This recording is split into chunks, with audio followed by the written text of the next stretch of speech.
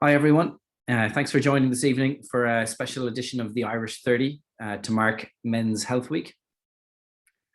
So before we begin, I just want to take this opportunity to acknowledge the Gadigal people of the Eora Nation, the traditional custodians of the land which I'm joining from today, and I pay my respects to elders both past and present. So my name is Owen Ryan. I'm originally from Cork, although my accent might be slightly disguised these days. Probably don't sound like a real Corkman. I've been out here about 11 years. I work for a company called Atlassian as my full-time job. And then I also volunteer as Vice President for the Irish Support Agency, New South Wales. The Irish Support Agency is a not-for-profit, going to have a little plug moment, not-for-profit organization. We promote connection, social inclusion, the health and well-being programs to the extended Irish community here in New South Wales, as well as running an outreach program that provides confidential and caring support in times of crisis and distress. So it's a really, really great charity, and hopefully we'll get the name out there and raise a bit more awareness as we go forward. In terms of tonight, our main focus is we're talking about mental health. And I was honored to be asked to host this evening. Like probably many of you, and anybody who's watching it now tonight or in the on the recording, I've had loads of experience of dealing with mental health issues. I've definitely had my ups and downs myself, and as well as like having loads of family members as well as friends experience mental health illnesses. Having joined the ISA about 2 years back, I've been lucky enough to get exposed to both people who are experts in the mental health space, as well as getting some education and gaining some knowledge in the area as well, which has been awesome. And tonight we're being joined by two local experts, Clancy and Kate Wilson, for an informal Q&A, and I'll introduce them both just in a little bit. Firstly, I just want to note that this session is designed to be informational and is not a therapeutic session. The information is general in nature and we can't give specific health information. If you want some support as the result of the content that's going to be discussed, then there's going to be some links available in the chat and the comment section. There's plenty of services out there, and we want you all to know that there's always help available. For those of you that are online this evening, we'd love for you to share questions as we go. Feel free to pop them in the chat box, and we'll get around to them, or raise your hand. And if you want, you can ask questions live as well. So either way, we want it to be collaborative. It'd be great. And I've also then got a whole bunch of questions prepared as well to hit Kate and Kevin with. So we'll have plenty of content to get through. And if you're not speaking, just remember to keep yourself on mute just to minimize any background noise. So before I introduce Kevin, or let Kevin and Kate introduce themselves properly, I want to throw in a couple of stats that resonated with me when I did a mental health first aid training course through the ISA, and also from just getting a bit more exposure and a bit of knowledge in the area. And hopefully it's a bit food for thought, maybe for some questions as well during the session. First one is that 1 in 5 people every year in Australia will experience some form of mental illness. And about 1 in 2 people over their lifetime will experience some form of mental illness, whether that is themselves or somebody close around them.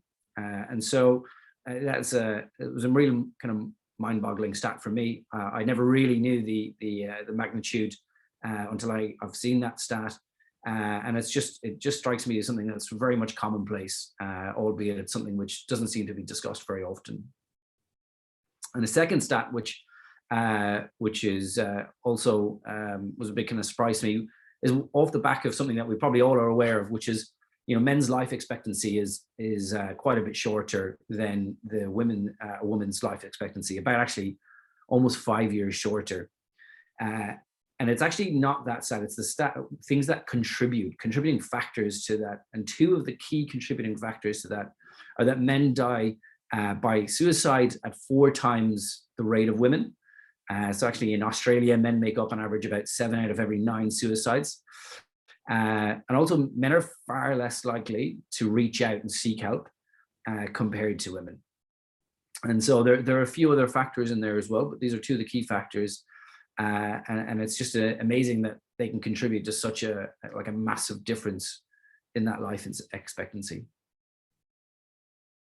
So without further ado, I'm now going to introduce our experts for this evening. First up, we have Kevin. So for those of you who have come to some of these Irish 30 sessions before, he's a familiar face. Kevin is the head of service delivery at the Wellbeing Wellbeing Outfit. Apologies, Kevin. Do you want to tell us a little about yourself and the work that you do? Thanks, Owen. I actually didn't even know that you were a Cork man. I'm a Cork man myself, Owen. So there you go. At least two of us on this call.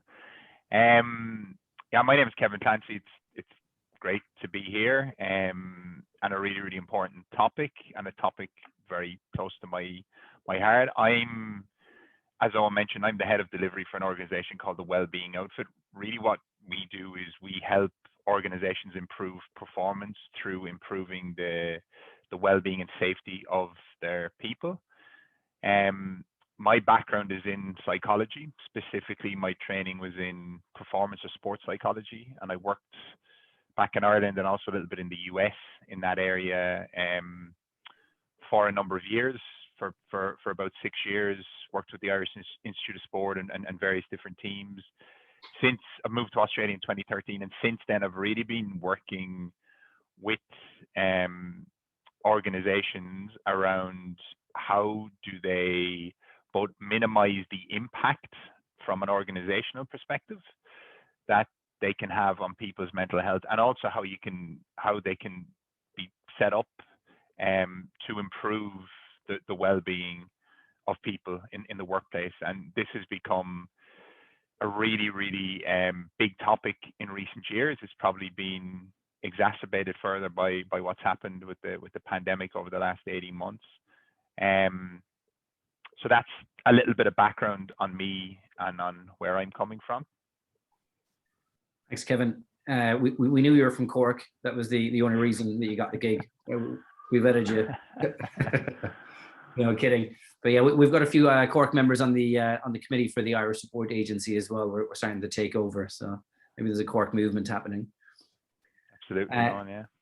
We've got Kate. So Kate's a case manager at Mates in Construction, and Kate's been working closely with the ISA, providing support to Irish construction workers. Those in the construction industry will be probably very familiar with Mates in Construction.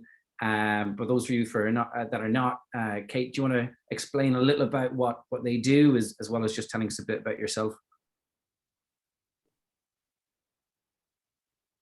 Sorry, I was on mute.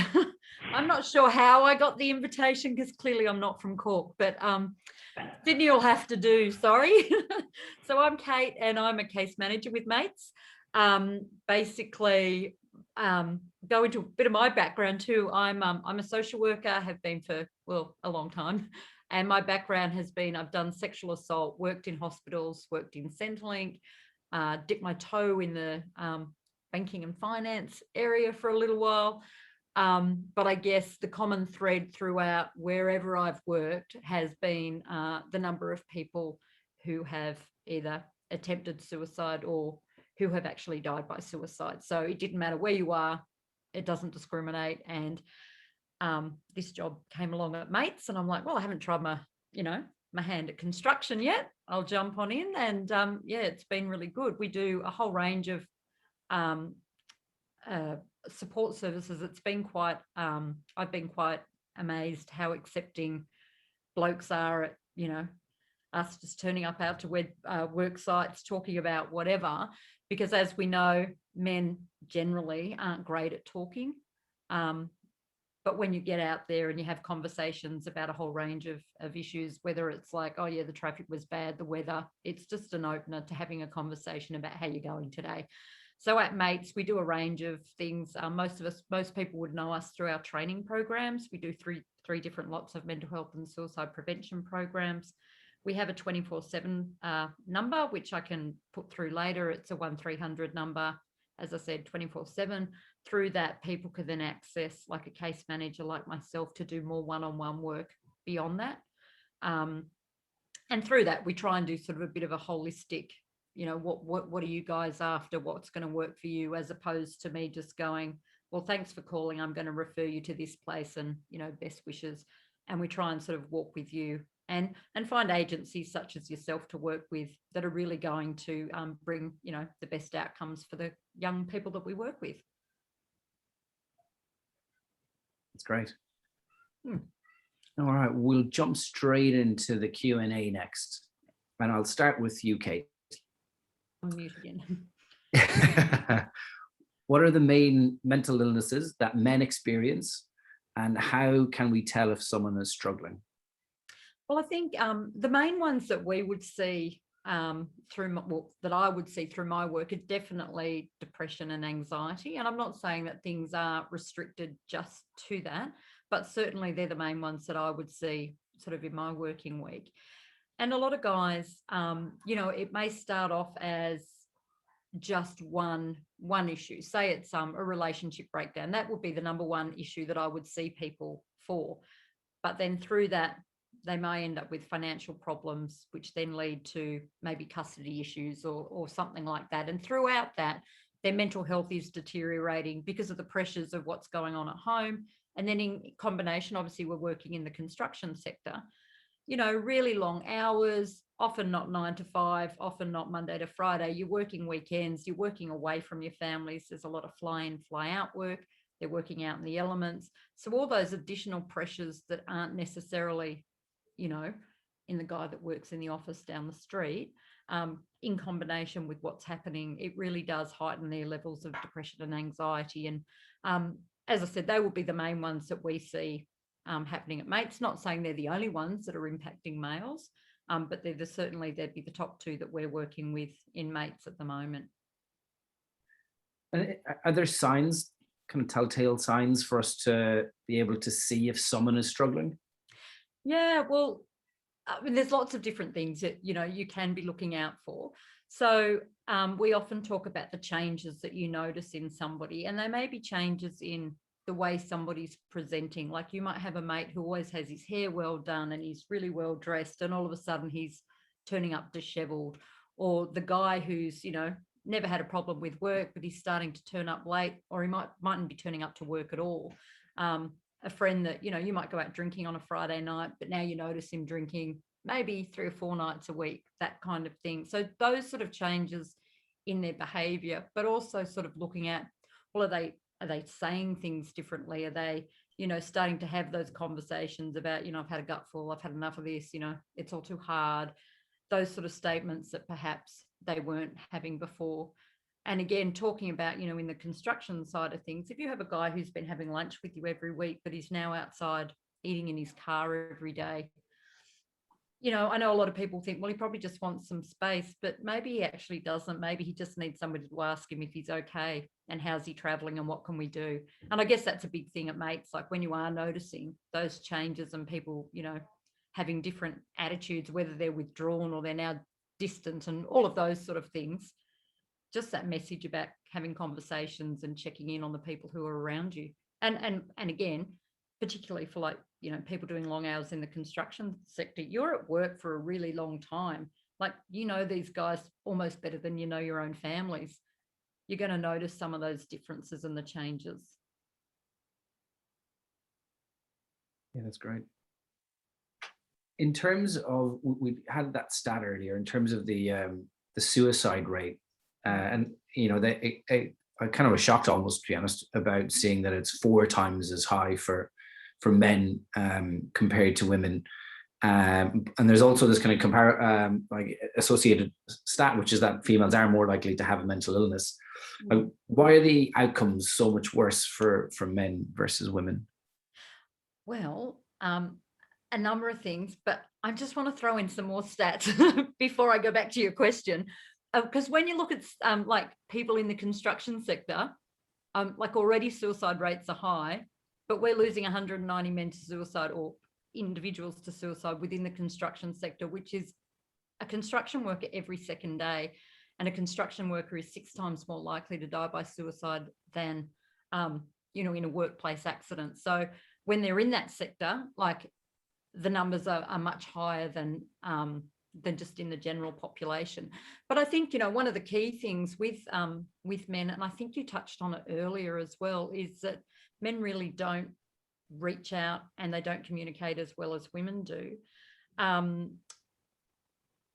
think men also, when you're looking at means, when people are, making the decision to suicide, men use a lot more lethal means than women do, and therefore, do die more often. But also about if they decide that they do want some assistance, it's really, there is stigma and shame and all of that around, even though there's a lot more mental health awareness around than there was, 10, 20 years ago. But people still aren't brave enough to put up their hand and say, look, I'm struggling, where to, I need that help. But a lot of people don't even know where to go. So if they've made that step to go, I'm not okay, I need to talk about it, a lot of the men that we are working with, they have no idea where to start. And a lot of what we do is also just pointing them in that right direction of where to go, because that's one of the biggest things. If you've taken that step, you want something there or somebody there to catch you when you've put your hand up. But a lot of it is around that communication and lack of men communicating beyond soccer, football, Yeah, and I can imagine, I think we all probably have that traditional view of construction being the kind of like the manly job, and it's probably even more so, people are not wanting to reach out compared to other industries. Yeah. And often too, like, again, when you look at some of the roles that are in construction, they're quite isolated. You're not actually working side by side with somebody, like you may be in an office, particularly in, new open plan offices. You've got people all around you. But if you're just, in heavy machinery all day, you can often be on your own for very long periods of time, just with your head and your thoughts. And it can be a dangerous place to be sometimes. Yeah, I mean, that's an interesting line. So, I mean, there's tons of Irish migrants out here working in the construction industry here in Australia and New South Wales.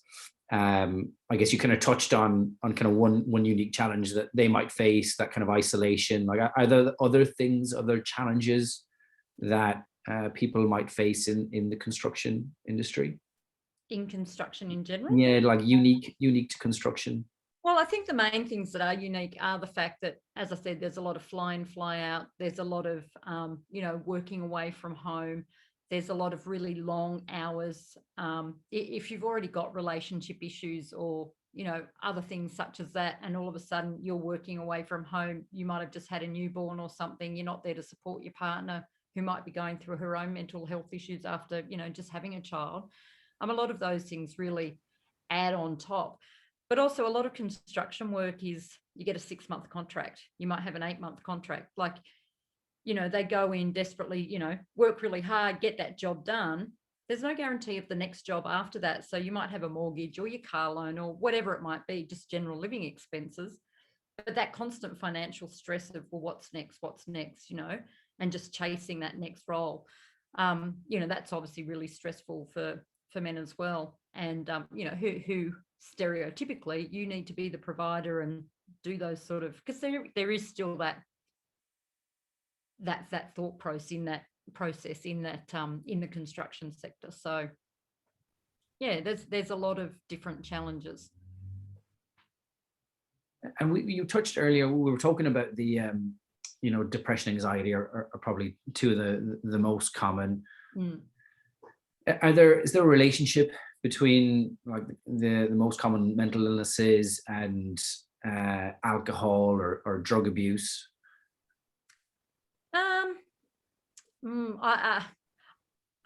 not sure. I don't know the exact answer to whether is it the depression that's making them drink, or is it I've had this relationship breakdown and because I can't cope with that, that's what's making me drink. And then, a lot of people that we work with, it's like, I've learned my coping mechanism to be that I'm going to drink when I'm not coping. And then the relationship falls apart. So I'm going to drink because that's how I cope.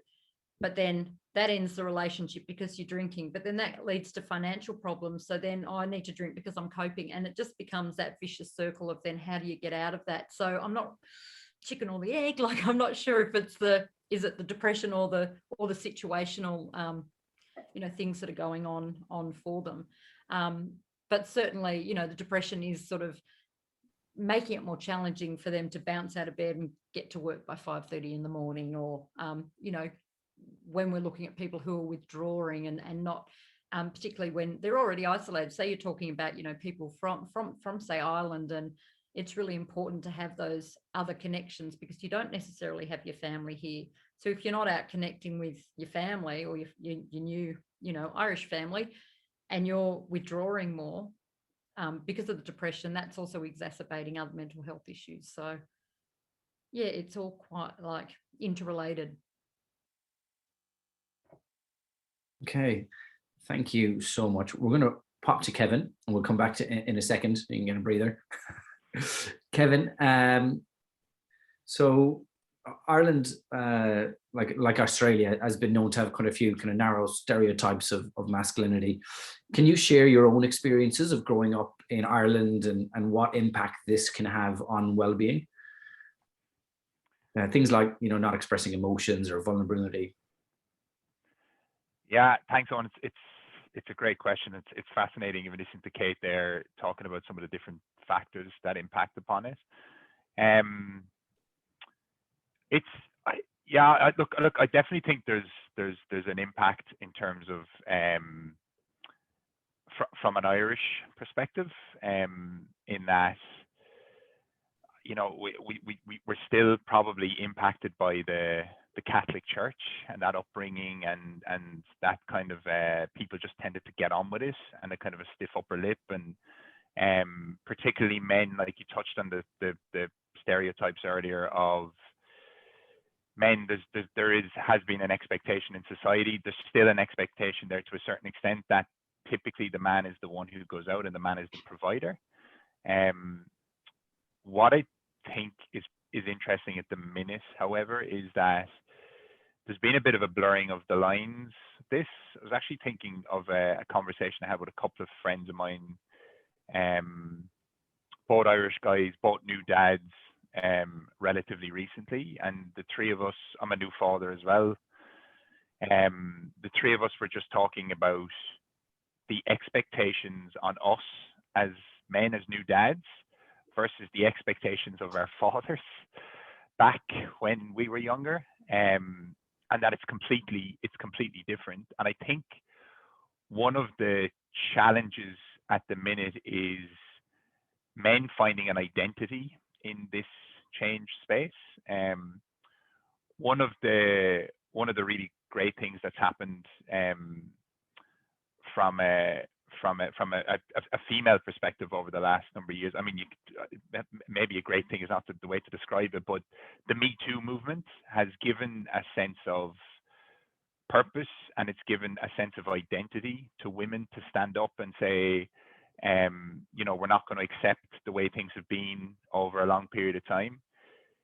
I think the challenge and the interesting part for a lot of men is that there's not something similar there.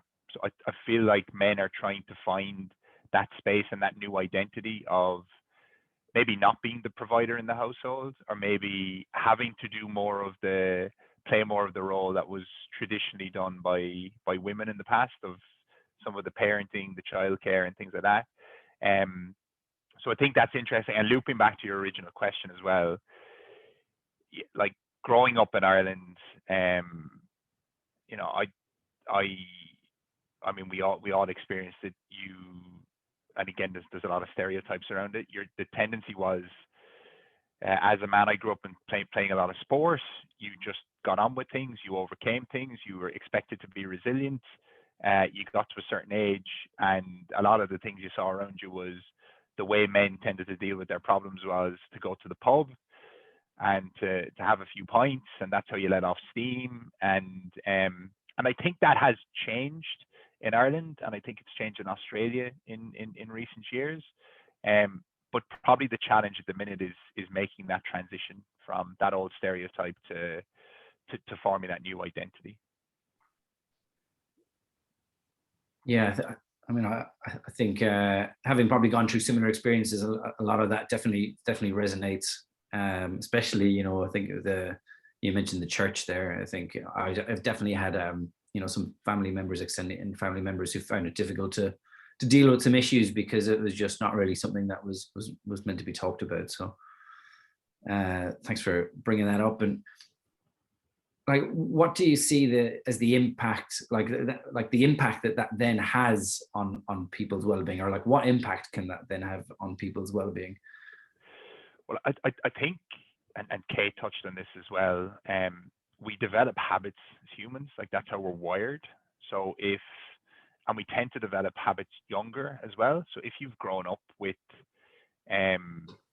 seeing your father or brothers or uncles or whatever, that their default was not to talk about things, not to share, not to put their hand up and look for help, then that's something that we're likely to almost encode into ourselves, and it just becomes habitual for us. So it then becomes the challenge for a lot of us is then, how do you break that? Like, how do you start to put your hand up and say, look, I am struggling? You mentioned the stats at the beginning, you know, 1 in 2 people will be impacted by mental illness at some point in their lives. So, I mean, you think about this call, like 50% of the people on this call, according to that stat, if we just use this group as an example, will experience mental illness or be impacted by mental illness.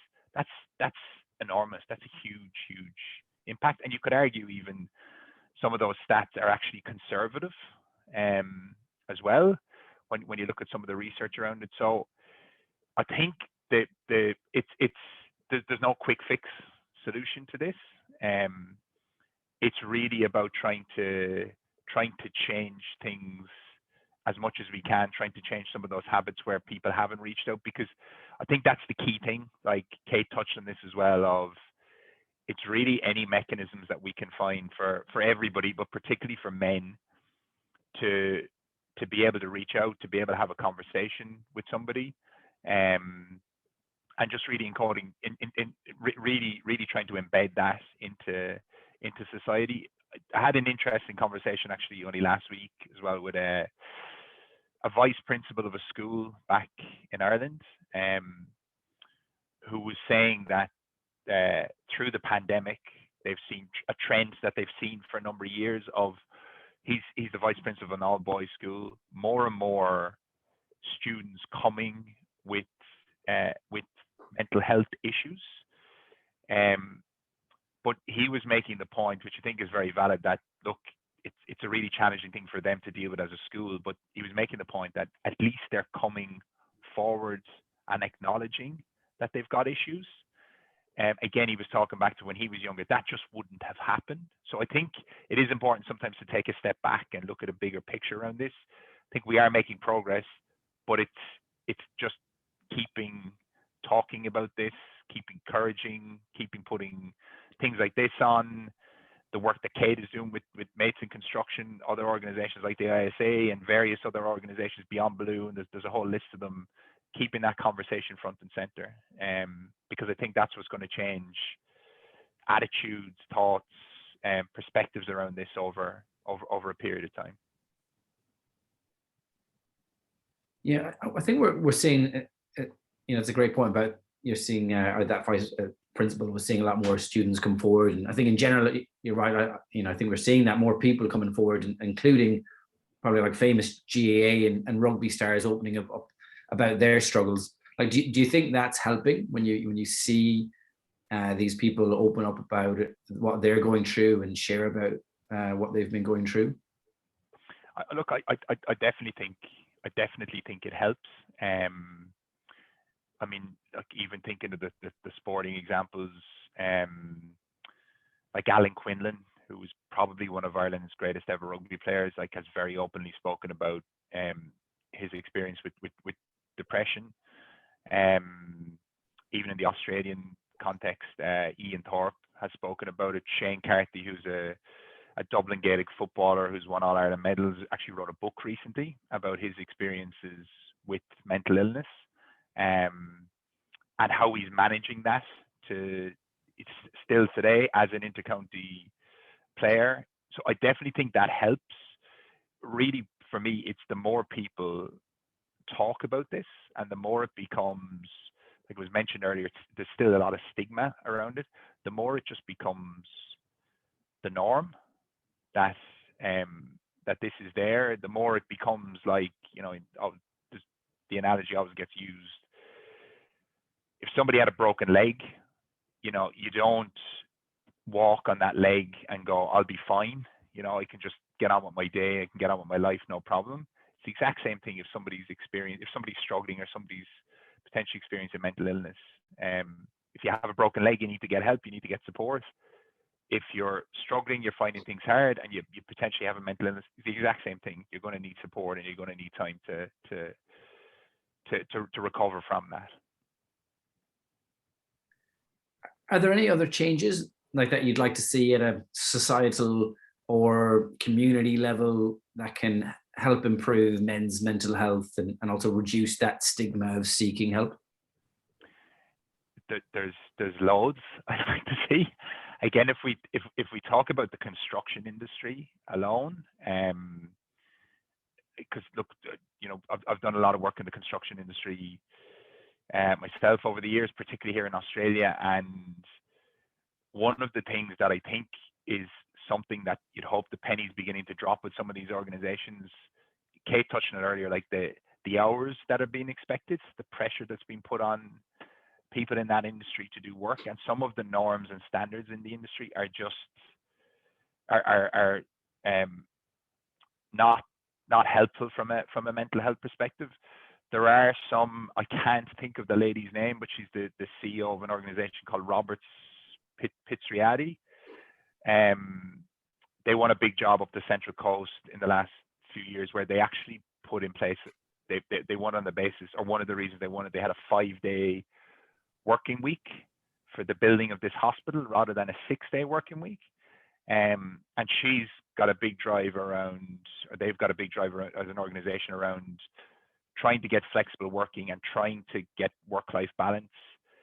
A lot of the work we're doing is working with organizations. I think organizations have a big role to play in this, around what are the work practices, the leadership, the way that the organizations are structured, and the impact that they're having on people's mental health, because there are certain practices that I would say are baked in to some of their business models, if you want to call it that are having a negative impact on people's mental health. So I think from an organization perspective, things definitely need to change. And probably the other more general thing is that everybody has a role to play in this. Like, this is it's such a huge issue across society. Again, going back to that 1 and 2 stat, that just leaving it to specialists, like clinical specialists, psychologists, clinicians, doctors, whatever, it's actually not enough. So really think we need to more and more like look at the role that organizations play, the role that groups like Mates in Construction, the ISA, all of these different players play in it, because yeah, it's got to be a society-wide thing to really help people. It's a great transition. So I'm going to throw that to Kate. If we've a man in our life that we're worried about, what can we do to help? Well, I think get that conversation started. That's the that will be the main thing.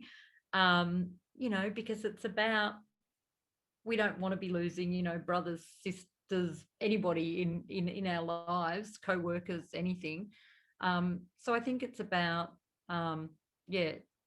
reducing the stigma, ensuring that you, by ongoing conversations, normalizing that it is another health issue. And Kevin was talking about, you know, the broken leg and things like that. And we often talk about when we're on sites, you go into a site, you've got all the stuff about workplace health and safety and physical safety and all this stuff about your body, like physical body, but there's nothing there for when somebody's actually emotionally struggling. And I think that's a real shift that we need. And again, like if it is your partner or whoever, have those conversations and make sure that, you know, they know that it's okay to be putting up their hand to get support. Because I guess one of the biggest messages we give at Mates, look, we're not saying that call us. We're the only people out there. We just want you to call somebody, talk to somebody, and make sure that you get the support that you need. Because, you know, like you were talking about with the statistics, you're not alone. You're not the only person who's going through this, and it is just another medical issue that you need to address. So support your partner, and even if that means, well, you pick up the phone. You pick up the phone while they're with them and you help them make that phone call. Do it together. If it means you need to actually drive them to the doctor or whatever appointment it might be, do it with them so that they feel that it's a we're helping, we're doing it together to get this sorted, because it is just as important as a health issue, as a physical health issue. Yeah, I love that example of the broken leg. Some of the stats that I got earlier from a mental health first aid training course, which I had no idea something like that existed before doing it. And it's so funny because, you know, I'm sure most people have done some sort of physical first aid training course in their life, or, you know some basics about what to do. But yeah, for some reason, you know, mental health just seems to not be a focus. But yeah, hopefully we're moving in the right direction. I'm gonna follow that up and sorry, go ahead. Oh, no, I was just going to give this quick little example that I know it's a little bit off the track, but it was a team meeting that I actually was sitting in one day, and it's always stuck with me until the day I die. It will probably stick with me. But there had been someone who had a physical injury at work, and we did the usual collection, buy flowers, send them to the hospital, you know, the whole bit that you do when somebody's not well. There was also somebody in that team who actually struggled with mental health issues and who had actually had to be in hospital, you know, to assist with her mental health at that point in time. In this team meeting, she stood up and, you know, acknowledged that, yes, you know, good to have so-and-so back who's come back from their physical injury. But she said at no time, everyone in this room knew where I was. They knew why I was there. I never got a card. I never got flowers delivered. Just because it's a mental health issue, we should still be doing the same thing. Like, still hospital, why aren't we taking collections and making that an okay sort of thing? Because again, the first thing you do when somebody else is, even if you're having a baby, sure, here's you know, but if it's mental health, we tend to kind of all back off and think it's not our business to get involved in.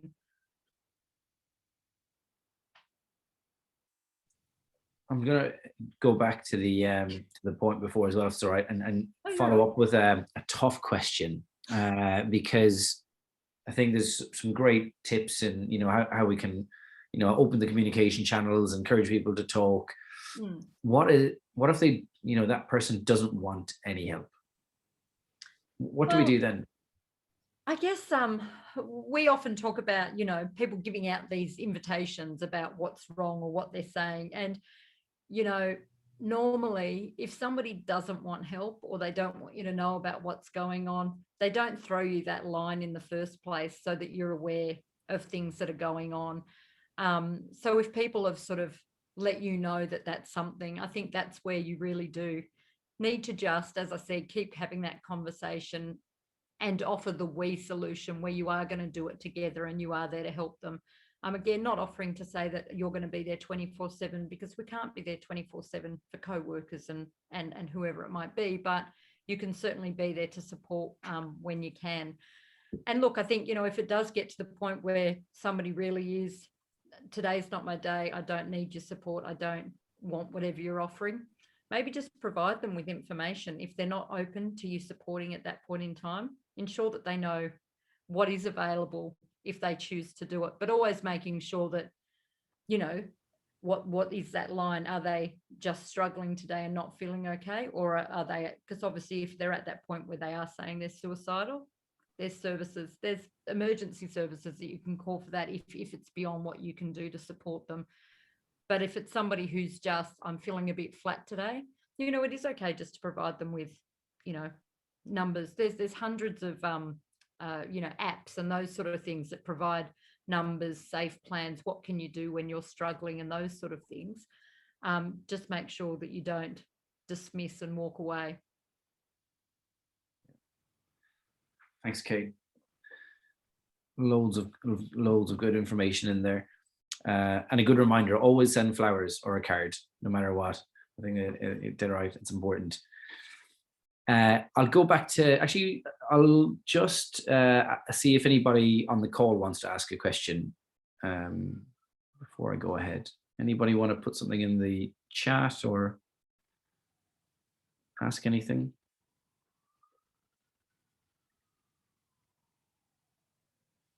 No. Okay, I'll go back to Kevin, and we can finish up on this one unless there's something else comes up. Kevin, what does positive mental health and well-being look like to you? It's a big question, Owen. Nice, easy one. So it is really interesting. Like, if you think about the term mental health, like, it actually, if you just think about the words, it is actually supposed to be a positive. It's talking about health. But we instantly associate it with the negative side of things. We instantly associate it with people who maybe are struggling or experiencing mental illness. In terms of positive mental health and well-being, for me, I think it's I think there's an element of feeling like you have a sense of control over your life, or certainly over most aspects of your life, because I don't think we ever feel like we can have full control. I think it's another word that comes to mind for me is balance. So that there is a balance between your working life and your your health, be that what you're eating, your hydration levels, your exercise, all of those really positive things that you can do to invest in your mental health and well-being. And I think that's an important point to make as well. Look, it's really important that we do invest in our mental health and well-being.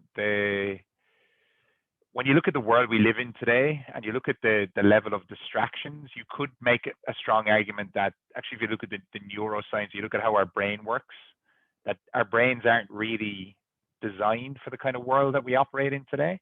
They do a great job. They do a great job at adapting, but the brain is not really designed for all the different distractions and all those different elements. So, doing those things that are actually really going to help our brain and help us from a mental health and well-being perspective, like the exercise, like looking after your diet, like monitoring alcohol intake and all those different things, like also knowing what are some of your trigger points, what are some of the things that actually cause you stress, and are there ways for you to either think differently about those or to actually reduce those in some way. They would all be important for me when I think about that question of what does positive mental health and well-being look like.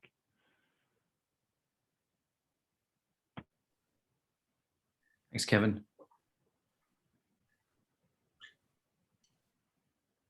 So unless there's any other questions, I'm just checking the chat. Was there anything else, Kevin or Kate, that you'd love to highlight or bring up before we close out the Q&A? I might just add one thing, Owen, just to the conversation around when somebody, Kate's mentioned there, around when somebody is not themselves or you sense they might be struggling. A simple question that can be very effective is actually asking somebody on a scale of 1 to 10 where they're at. If 10 is, they're top of the world, and 1 is they're really, really struggling. Just because that can be very helpful in terms of just really getting a quick sense, and it's something that can be easy for people to do also. And I know, look, in some of the different, we do it actually in our own organization, but in some of the different organizations we work with as well, that can actually be just a very, very simple little check-in to do with someone, just to get a sense of where somebody's at. So that's the only thing that I'd add in.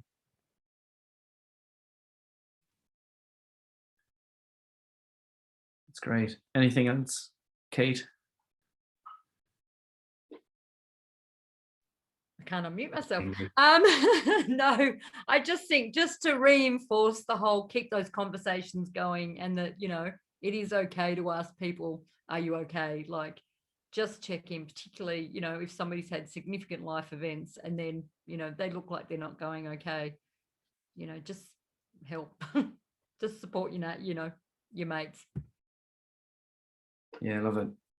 Yeah, that's great. I mean, for me, I think just, you know, kind of maybe recapping some of the things that really stood out for me in the Q&A is just, you know, the mental health illnesses are commonplace. We know that based on stats. I think some of the things that we both of you mentioned is that, like, everybody has a role. I think that's actually really important. About, you know, you as an individual has a role to look out for yourself and to be making, you know, good choices probably about your health and so on, and then looking out for others and looking for changes in behavior and seeing if we can help others around us and making sure that there's communication. Both you know, you're asking people as well as other people are asking you how you are.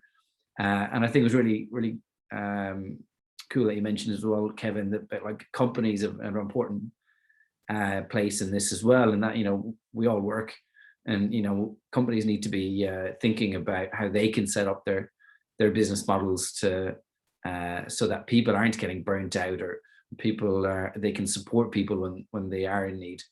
So I love that about kind of having everybody as a role, and there's a cycle in there. You know, and looking for balance, I think is a great call out as well. So thank you so much. There was a lot in there. It brings us to the end of today's session.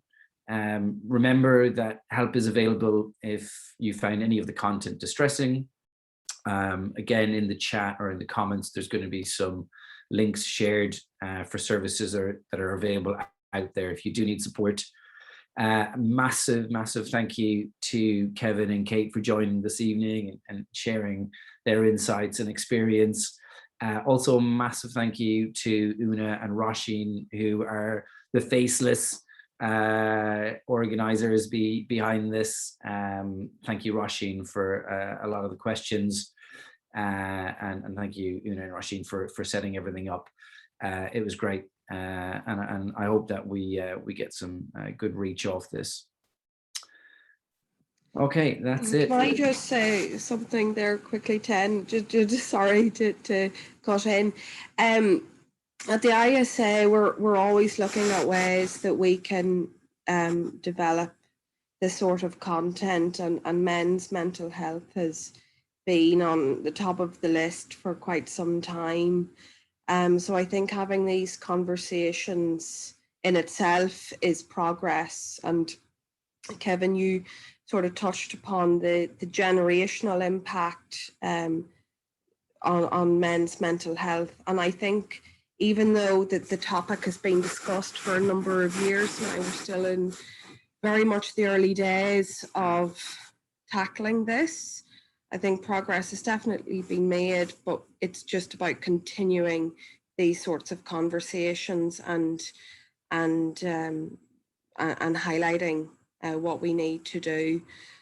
So thanks so much for the contributions, and hopefully we can keep the conversation open. Cheers, guys. Thank you. Thank you.